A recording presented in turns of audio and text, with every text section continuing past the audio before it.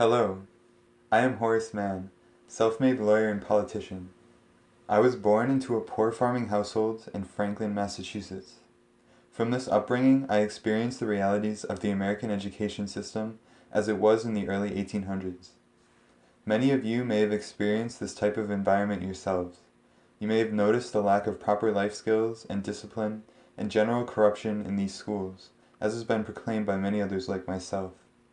In other places, there is a complete lack of schooling and kids are simply raised to follow the footsteps of their parents.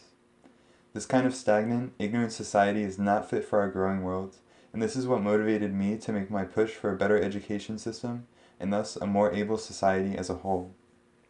With the recent creation of the Massachusetts Board of Education in 1837, which I am the secretary of, I have brought about numerous changes to the educational system as you know it. My policies are based off critical analysis of the old systems, as well as influence from my world travels and observations in countries like Prussia. Thus, my objective can be summarized in the necessity of universal, non-sectarian, secular schooling. Universal schooling is an absolute necessity.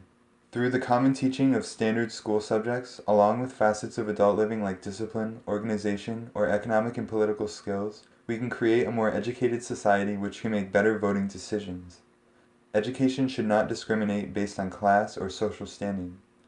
Schooling for all of these people together can help eliminate class boundaries which would otherwise increase with the growing industrial working class, and an informed population would be more involved with civic duties.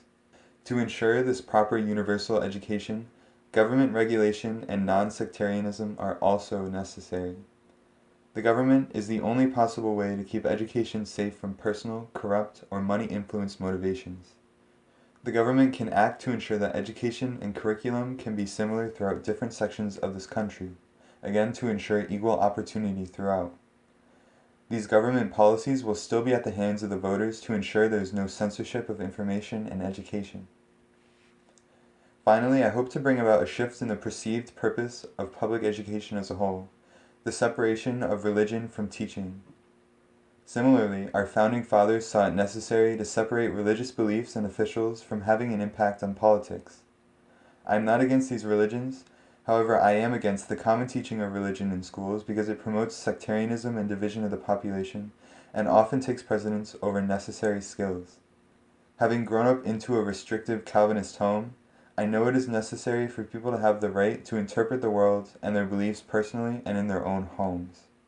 In these ways, proper education is necessary for preserving our ideal of a free society by allowing people to practice and create their own informed opinions and beliefs and make knowledgeable decisions in politics. Education standards will be upheld by non-restrictive regulation and by the use of professional, trained teachers.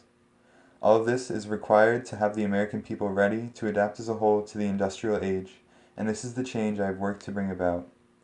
Since then, I have effectively introduced the Prussian-inspired schooling system into Massachusetts, setting these aforementioned principles into place. New York joined this movement as well, and many of the other northern states have taken this educational example too, following its success.